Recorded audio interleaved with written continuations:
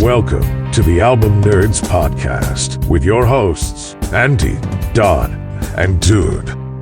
Howdy, y'all. We're back again for another square dance. Got Dude here. Andy and Don are with me. How you fellas doing? Doing good. Just squeezing into my cowboy boots over here. Do you know you don't wear socks with cowboy boots? I didn't know that, but really? Oh, no. You got them. No, I couldn't do that. You wear socks? Okay. Yeah? Are they red cowboy boots? Sparkly? What are we talking about here? Spurs? They are snakeskin. Snakeskin? You're a vegetarian. I didn't eat them. Don, thankfully no one in the listening audience can see you, but I know you're just wearing chaps and nothing else. But how you doing? They're pleather. There you go. That sounds very comfortable. I just got done mixing up a pitcher of sweet tea. There you go. All right, so this is the Album Nerds Podcast, and we love talking about albums. We have a great show for you. We're going to talk about 3 albums, and you may have guessed they are in a particular genre. This week, we're going to be answering a question, talking about what we learned. But this week, it's all about today's country. That's what I'm talking about!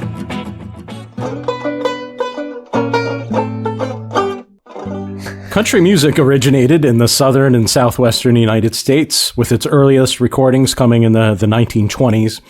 Country music is primarily focused on working-class Americans and blue-collar life. Many subgenres have developed over the years, including bluegrass, outlaw, and bro country. It is also fused with other genres, including pop, rock, R&B, and hip-hop.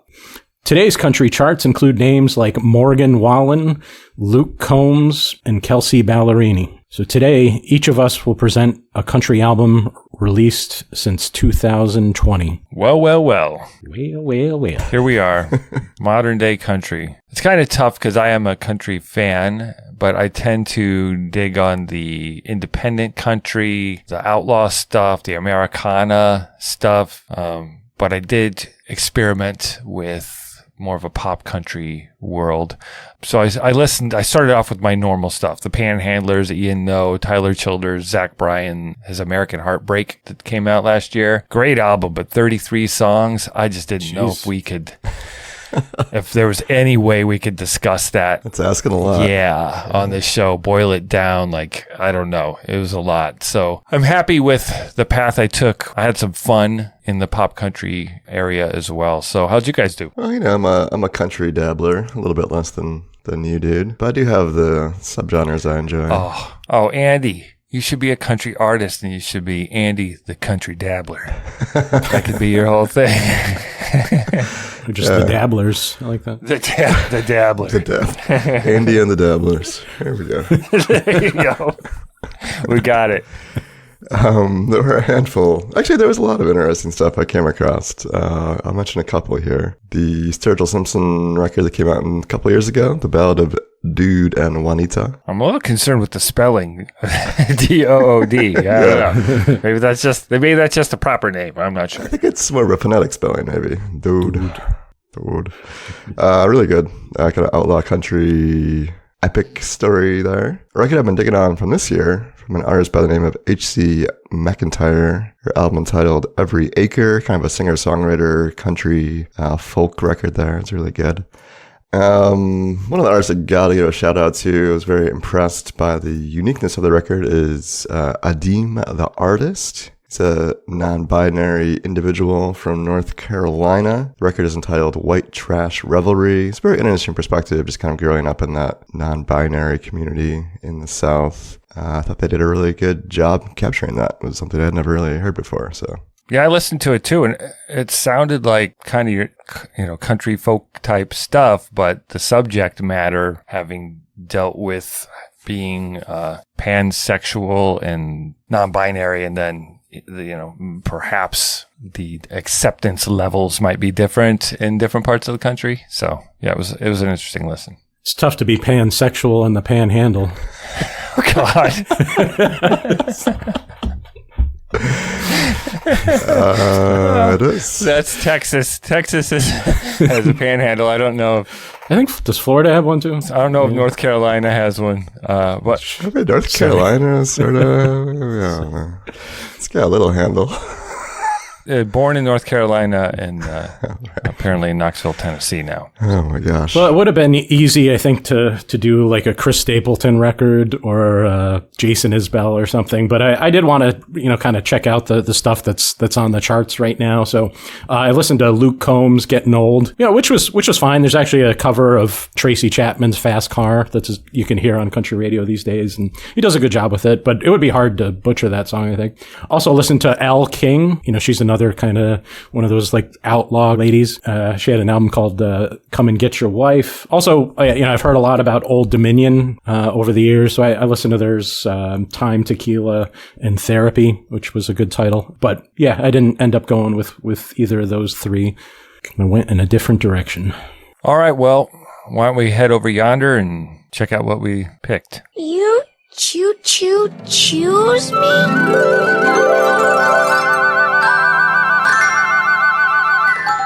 My dad put so much love into that guitar. Someday when he's dead and gone, I'll be able to pick up that guitar and talk to him. All right, for my today's country selection, we're talking about Mr. Billy Strings and his 2022 record, Me and Dad. Let's play a little bit from the opening cut. This is Long Journey Home. Looks like a train, looks like a train, boys, looks like a train.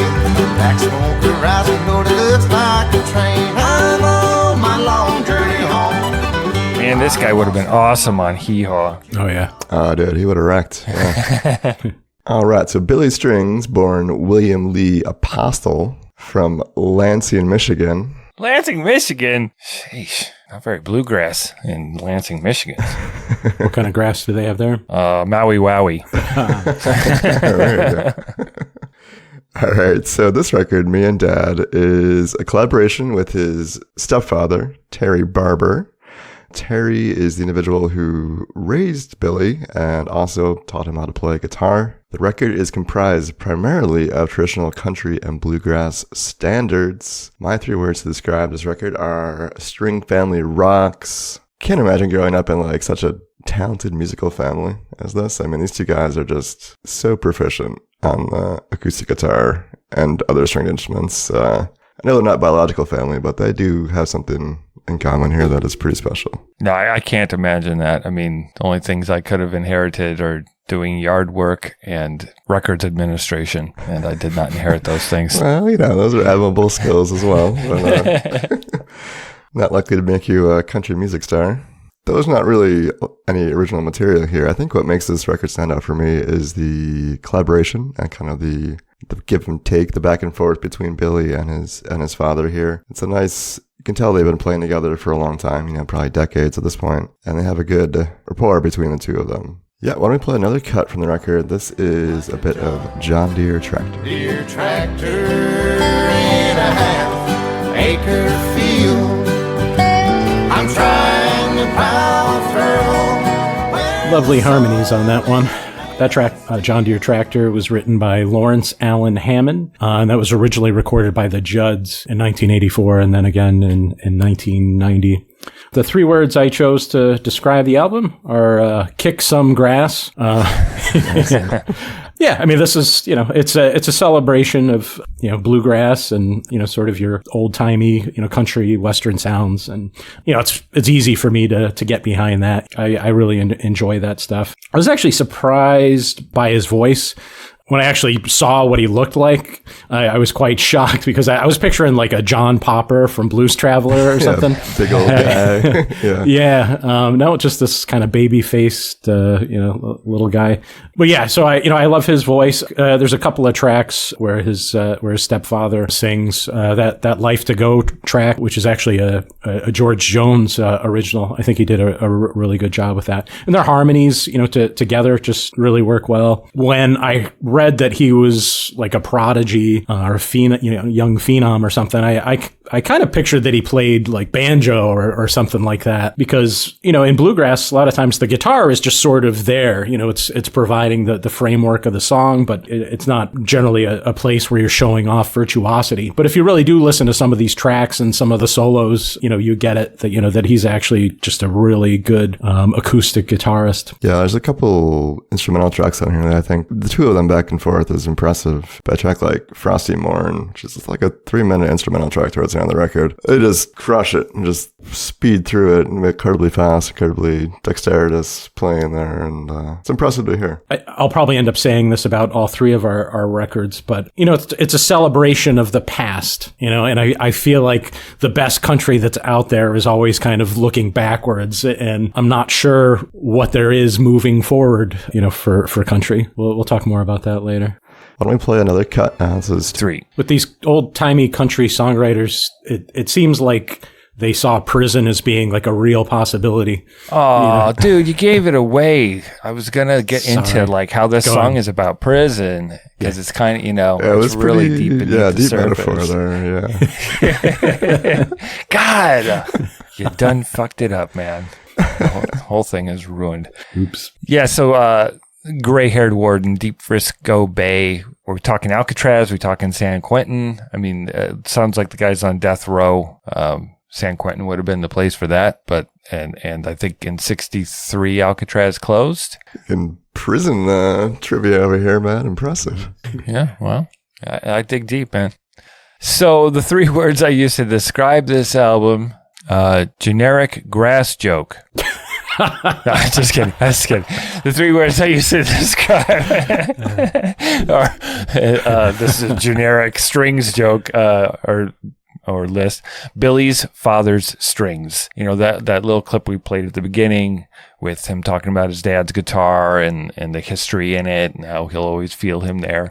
That got me thinking about the strings, the things that tie us together as a family, whether we're blood related or not. And then the Billy Strings thing and just like his otherworldly guitar playing talent, and to see that it was sparked by this guy, I'm going to ask you, Andy, Terry Barber, did he have a recording career or just played bluegrass with his buddies? I think he was well known, at least in the area, as being a bluegrass guitarist, but I don't know if he had a recording career, at least as far as I could find any information on. That was kind of the feeling I got. So what was interesting to me was that although Billy has done plenty of bluegrass stuff and he's done rock and roll covers, he's done all sorts of stuff, I love that they took traditional country songs and bluegrassized them. Bluegrassed them up. Yeah, you normally think bluegrass is just a part of country and it's its own thing. Like, I liked that. I like that idea. Yeah, interesting tidbit, man. I don't know if you knew, but he used to be in a metal band for a few years before he got into bluegrass. Yes. Which is surprising. When I've described Billy Strings to people in the past, I have said it's bluegrass music if Metallica were playing it. Sort of. He's a master of bluegrass. He's pulling your string. Oh, God.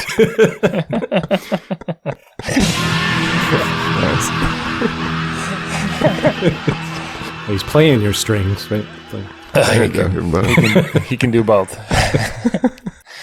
The guitar solos and the structures of them and how one thing leads into another thing and then back again, but that's beside the point. But this album really, I think, holds significance because it's showcasing his talents, but also preserving bluegrass, emphasizing family connections and kind of prioritizing people and relationships and your roots over popularity or trying to make a hit record type of thing. Because that's not what this was. This is a passion project. Yeah, his previous record, Home, won a Grammy for him in 2021. He has put out some original material since then, but I think this was kind of like a good opportunity to look back and maybe give his father some of the spotlight as well and kind of highlight where he came from. So I think, at least for that, it does a very good job of highlighting the past, as we were saying, country music does so well. All right, so the album is Me and Dad by Billy Strings. It's available in all the usual places. Check it out. I'm good enough, I'm smart enough, and doggone it, people like me. If you're enjoying the show, and we hope you are, do us a solid and leave a review on Apple Podcasts or your favorite podcast app. Maybe we made you laugh, maybe we made you cry, or you discovered an album you enjoy. Leaving a review keeps the show going and helps other music fans find us. I'm Ashley McBryde, and we probably shouldn't tell you this, but this one time, 6 of us locked ourselves in a house for a few days, 8 bottles of tequila, and 6 people that are half out of their brain. So was that the real world Memphis? That's good. So the album from today's country that I chose is one from Ashley McBryde. It's called Ashley McBryde Presents Lindeville. And we'll explain what that means in a second. But first, let's hear the closing cut. This is called Lindeville. I've seen fires washing over this old town like a bird on a wire. So this is the third major label release by Ashley McBryde, born in Waldron, Arkansas in 1983. This is not a traditional solo album. So basically, as I understand it, she and a group of her songwriting pals, which includes Brandy Clark, Benji Davis, Connie Harrington, Nicolette Hayford, and Aaron Ratier. I'm not sure if that's the correct pronunciation. Anyway, so they stayed in a cabin for 7 days and wrote songs about characters in a fictional town called Lindeville. And it's called Lindeville as a tribute to country songwriter Dennis Linde, who wrote, the famous Elvis track Burning Love, also wrote that Chicks song, Goodbye Earl. So, yeah, I guess, one day Ashley McBryde, realized she had all these songs about characters. And I guess she, said to herself or to someone else, well, what if all these characters lived in the same town?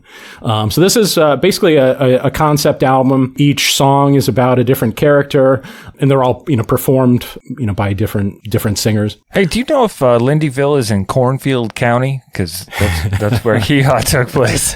I was actually thinking about who's the author. Oh, is it Faulkner or something who has like that fictional county, like where all his stories come from?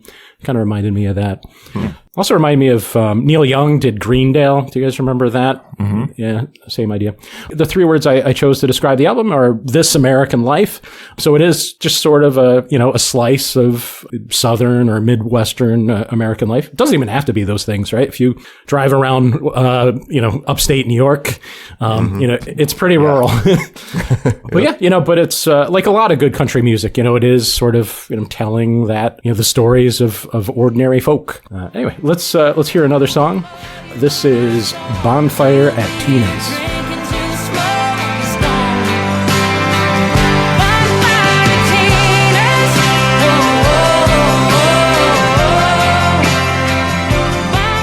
So Bonfire at Tina's is towards the end of the album as well, where things get a little more serious on the album. I think some of the earlier songs are a little more comical in their sort of over the top. Jesus, Jenny. Yeah, to some degree. You know how country music has these sort of cliches, like cliches of whiskey and blah, blah, blah. There's also the cliches of trailer park white trash, and I feel like that's where this takes place. It's kind of, small town. And yes, but in a way where there was little to like about the folks of Lindeville until towards the end of the album. Like Bonfire at Tina's, I really like how it features this sort of this theme of all these women that don't get along in this town that we've seen earlier in the album, but they set aside their conflicts and support each other when everything else around them is falling apart. That there's love for each other in this small town, besides all the drama that goes on early on. So I liked that sentiment of it, where it kind of tied things up a little bit. The 3 words I used to describe this album: Southern songwriting theater. It is theatrical. There's those commercials for local businesses that I do think, I love this album. I am mad at myself for ignoring it. I liked her first 2. This came out, I played it and I got confused and thought it was a playlist or something because I was hearing other voices.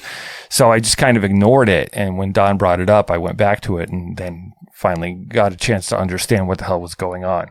So don't give up if you're listening to this, because you do hear different voices, and it's not a traditional third record. It's odd that a major country label allowed this to come out with bad words in it and untraditional feel, but I love it. I love that this signifies a potential shift in the music industry. I mean, maybe there'll be more freedom to break away from traditional production norms for country artists and explore a little. It also reminded me of Pressure Machine by the Killers a little bit in concept, where they were talking about small town life in Utah. This is more of a hee-haw-ified version of it, but it still talks about small town life and has a theme and a concept, and I dug that too. Yeah, I also want to mention that the album was produced by John Osborne of the brothers Osborne. And in fact, I guess the other Osborne brother, I think there's only two. TJ Osborne actually sings lead on that Play Ball song, which is about the groundskeeper Willie guy. Anyway, okay, well let's hear another one. Here's Brenda, Put Your Bra On. Bra on. Just getting good, shit's going down in the trailer hood. Pants round his ankles, still sporting wood. Brenda, put your bra on. Brenda, put your bra on. Wow, sporting wood really got done there.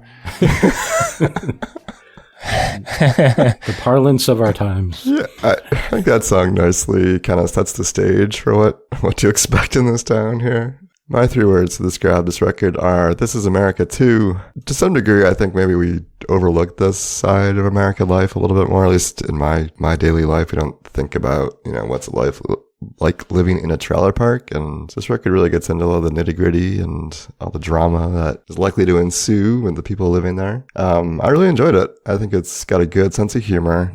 Really love the little commercials. There's a great one for the Dandelion Diner. It's high time for pod time at the Dandelion Diner. I thought it was hilarious. There's like a half dozen of those little sprinkled in throughout the record.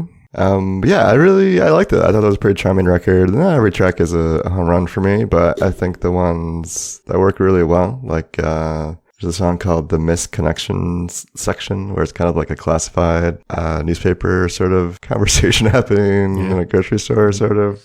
It's weird. And they're both married. Yeah, they're looking to have an affair, and it's just it's very real. It doesn't. People are consciously making mistakes, but just to kind of short-term gaps, in their life to fill in these shortcomings they have. And I think it works really well. Bonfire Teenage I thought was also a really good kind of climax to the record, and I think that worked really well. It was really one of the few moments where like the music kind of comes to a crescendo. The rest of the record feels kind of flat, but I think that's intentional. So yeah, overall I really liked it, and I hope there is some sort of future for this kind of collaborative. I don't even know what you would call this kind of style record, but it's unique, and I think it's much more interesting to dig into than just your traditional collection of songs. And I think the fact that it was done in a week or so, it touches that old way of making records back in the 60s and 70s, where bands would turn around 3 or 4 albums a year sometimes and just catch that moment of creativity instead of years of development of the story of Lindeville. Can you imagine like how boring it would have been if they had the time to like sanitize it and make it all perfect? Right. I love how these 30 minutes go by where it's like a little telenovela, and it's just a really great listen. It does kind of feel a little bit like a soap opera, I guess, when you say telenovela there. It's kind of like an episode of Trailer Park Days of Our Lives. Apparently Bride was working on her next solo album while she was doing this, and apparently she actually handed the record label both records, and that one she's already released a couple of singles from it. Yeah, I heard that it's called The Devil I Know and should be coming out in September of 2023. So we'll have to look forward to that one. I can't imagine it being as interesting as this, but we'll see. We'll see. Okay, so that was Ashley McBryde Presents Lindeville. Excuse me. I'd like to ask you a few questions. Okay, it's time for our most highly rated part of the show. So this is when we ask ourselves a question. So Marie Osmond famously said or sang, I'm a little bit country. Wait, was it her or was it Donnie? Who sings that line? It was her. Donnie would then jump in with, I'm a little bit rock and roll. Oh, that's and right. They'd go back and forth. Yeah. Okay, so are you guys a little bit country, and how so? I think calling me a little bit country might be a bit of a stretch. Not much country in my life, though I do really love Southern food. I must say, if I could have any type of food for the rest of my life, I probably would have some good Creole food would be my choice. So I guess that's country. Are you on any kind of cholesterol blockers? Because you'll need it, friend. Not yet, but I'm sure if I keep going down this road, it's not far away. Hush puppies all day long. What are those, potatoes? What are hush puppies? They're deep fried something, right? It's dough. Oh, okay. Just fry it. Whatever it is, just fry it. Isn't there like a shoe called a hush puppy too or something? Yes. I believe there was a shoe brand called Hush Puppies. Not as tasty. They're not cowboy boots.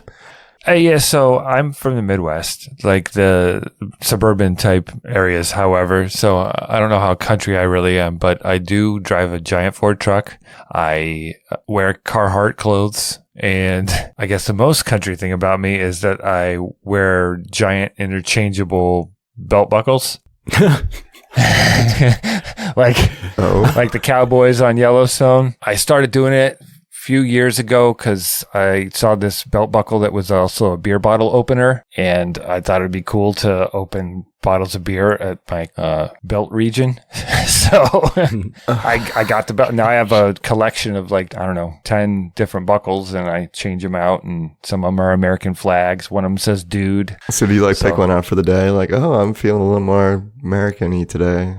I kind of stick with one most of the time, and then every couple of weeks I'll special occasions. Yeah. But yeah, it's fun. It's just fun to change out your belt buckles. I don't know. I think that everyone should switch. If you wear a belt, go get your Southern style belt. Get a buckle. There's tons of them on Amazon. Huh. It's a lot of fun. I didn't even know you could take off the buckle. I thought that was all one unit. There's snaps, and so you can interchange them. They have these loops that you can hook the buckle to. That is pretty country, bro. The Album Nerds logo would be a good belt buckle. Yeah. There you go. Get it done. Diamond encrusted, please. Yeah. Well, there are aspects of country life that I gravitate towards. I love driving in the middle of farmland and stuff like that. I just think that's a really cool and peaceful experience. I like to drink, which is often celebrated, in country music. One thing I thought of was Coca-Cola. I don't drink soda all that often, because it's bad for me, but I just love a good Coke. Right. Whether it's, cold out of the can or, off the tap. Off the spigot. Yeah, the spigot. And I just picture Coca-Cola being sort of like a Southern thing. I think there's parts of the country that instead of saying soda or pop, they'll just refer to, anything as Coke. So that just feels, old timey country. A Coca-Cola. Say hello to my little friend. Yeah, different kind of Coke. There's some country music about that too. Yeah. Sure. Okay, well, what makes you a bit country? Let us know. Come to the socials. Also, our Discord, albumnerds.com/Discord. Wild card, bitches! Yeah! So, as I alluded to early in the show, I went with something a little more in the pop country realm. I'm going to talk about Lainey Wilson and her fourth studio album, Bell Bottom Country, released October 28th, 2022. Why don't we start with the track Watermelon Moonshine?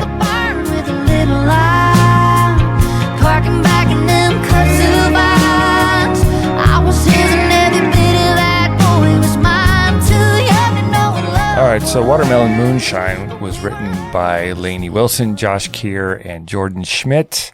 It explores the theme of young and reckless love. Wilson describes the song as embodying the essence of country music and creating a timeless story, but it's that nostalgia of first love, first time drunk, first time with some other stuff. And I just love the Southern details in the song, like parking back by the kudzu vines, and the taste of the watermelon moonshine and all that. And kudzu vines, for those that don't know, is an invasive plant that originally was used for adornment and to keep soil erosion from happening. But it grows like a foot a day. It's overtaken a lot of the wilderness of like Louisiana and Tennessee and all that. So I thought that was just a really nice little detail. So Lainey Dene Wilson, born May 19th, 1992, raised in Baskin, Louisiana, town of like 200 people, farming father, school teacher, mother, been trying to be a musician her entire life, moved to Nashville in 2011. I guess she lived out of her car or van for a bit outside of a studio. She played parties where she would dress up as Hannah Montana at kids' birthday parties. She would do a set as herself, do some of her own songs, and then introduce Hannah Montana just to try and make bank. Yeah, she does look like her a little bit. Her style blends pop, southern rock, contemporary country, and classic country. She's influenced by Dolly Parton and Leanne Womack and has been really picking up steam with this fourth album.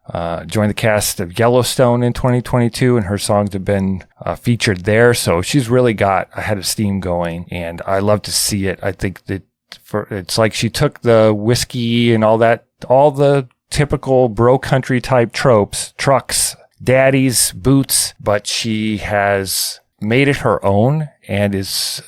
women don't get played on country radio much. They're like 15% of what gets played. And I think artists like her are going to pave the way to change that. The 3 words I use to describe this album: promising, passionate, country. Not since the emergence of Miranda Lambert have we seen a woman surface in mainstream country with such promise. And I'm looking forward to seeing where this goes, because I think she's going to be the Reba of her generation. Why don't we jump to the next track, Hold My Halo.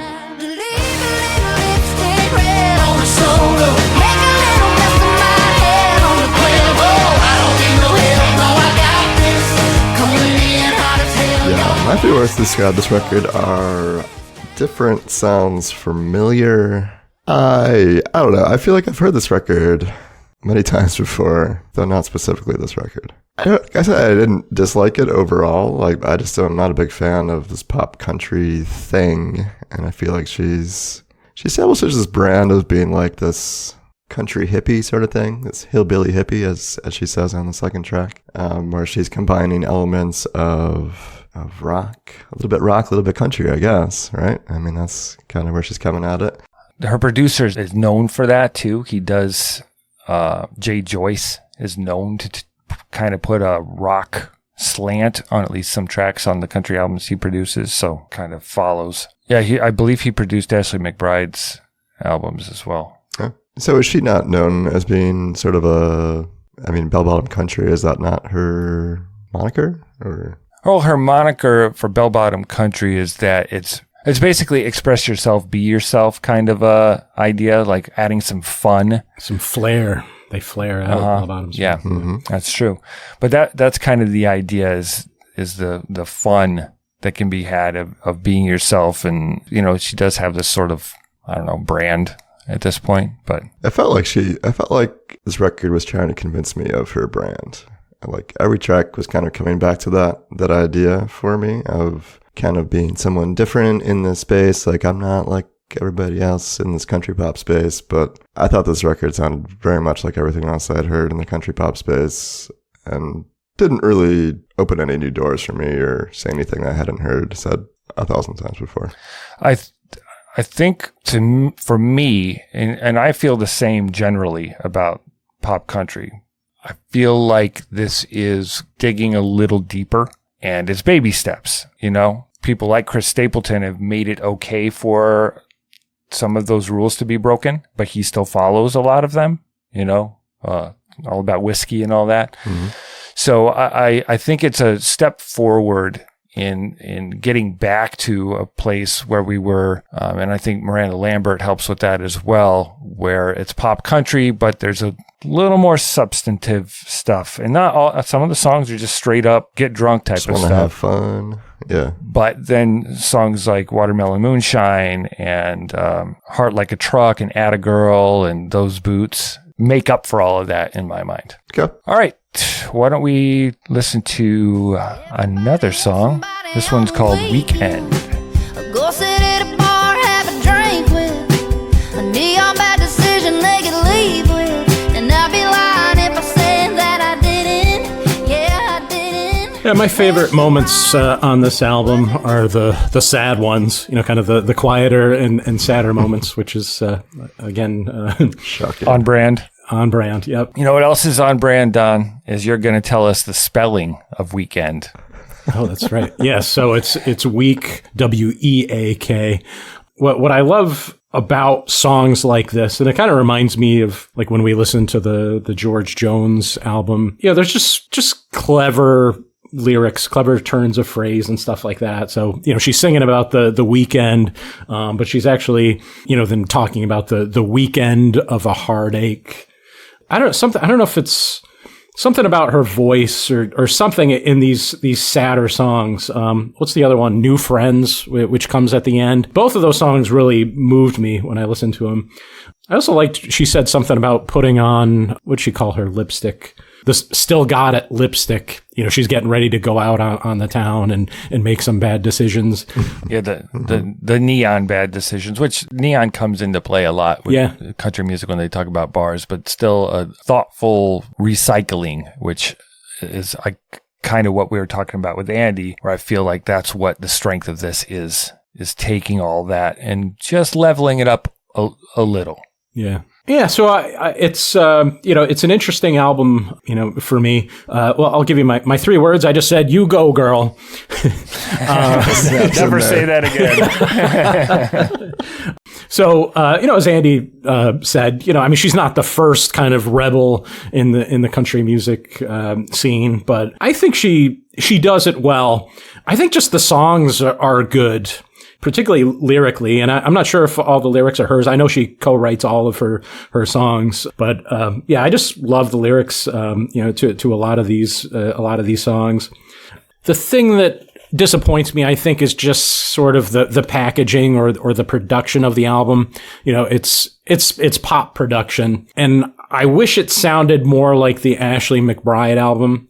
There's elements of it. The albums are similar in some way, and I can't really articulate what the difference is, but it does feel very packaged, and maybe it just needs a little more dirt, sure, or some space. Yeah, I guess I'd like a treatment that was less modern and more kind of rootsy sounding. The album was a bit long, so it lost me at times. I think it should end with Wildflowers and Wild Horses. That was actually one of my favorite tracks. Actually, when it started, I thought it was going to be Ghost Riders in the Sky, but yeah, that was a good track. The cover of What's Up or What's Going On or whatever. I think she does a really good job with it, but I'm not sure that it was necessary for the album. Seems like a good one live, that she could do. Yeah. She took a song that I've become bored with and made it much more interesting for me. I like the countrified version of it, and But I don't think she made it more interesting. I think she made it come on, man, more boring. The original song is famously covered by everyone repeatedly for decades, and this version this is a second from the end of a throwaway album. Damn! Sorry, that was a little harsh. Wow. Jesus. Man. Looks like he just doesn't get it, guys. No, I have no idea what's going on. I said, hey. I agree, Don, it doesn't need to be on the record, and obviously Andy agrees with that as well. Andy doesn't want any of the songs on the album. No, but it didn't offend me in any way. But yeah, Wildflowers and Wild Horses would have been a nice closer. The album is about 56 minutes, and I would have been fine with it being 45 at the most. And I probably could have done without Me, You, and Jesus, personally. That was the one song, like, there were songs on here that I didn't love initially, but the more I listened, I found things to like about them, and that one just didn't click for me. But otherwise, I think it's a great pop country record, and I wish Lainey great success and hope that she takes this popularity and ability to maybe do whatever she wants and come up with something interesting on the next record. So that was Lainey Wilson with Bell Bottom Country. I think any country music fan will find something to love in this record, so I encourage y'all to go check it out if you haven't heard it already. Okay, so we ventured down the road of today's country. the long dusty path or trail. Did you guys learn anything? We learned that Andy's a spiteful man and that he loves the Four Non-Blondes. I do. Linda Perry is a great songwriter. I need to make sure and say that. She wrote beautiful in every single... Okay.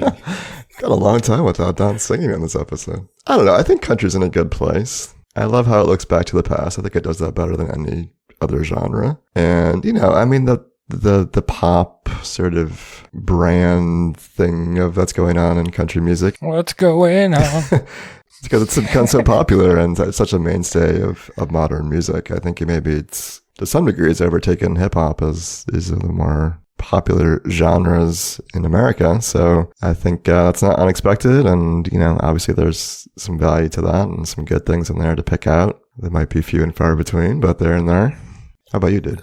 As I said earlier, I avoid pop country for the most part because it is so cookie cutter. But listening to this album last year, I heard it and really liked it. And I'm just glad that there are pop country albums I can find things to grab onto. Just because the tropes and cliches are there doesn't mean there isn't something great underneath it to enjoy. So I will continue to be a little more open-minded about it and listen to more of those records instead of just immediately dismissing them. Yeah, and I'm not surprised that even the poppier album that Dude chose, it still kind of has like a rootsy vibe to it. It is sort of a throwback. But yeah, so I think country music just has this great legacy, and I'm glad that modern acts are embracing the past. But I do want to see where it can go.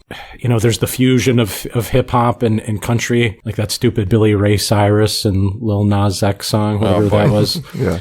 So I don't know if there's anything there, but I just wonder like where you can go next with country, and that's one to grow on.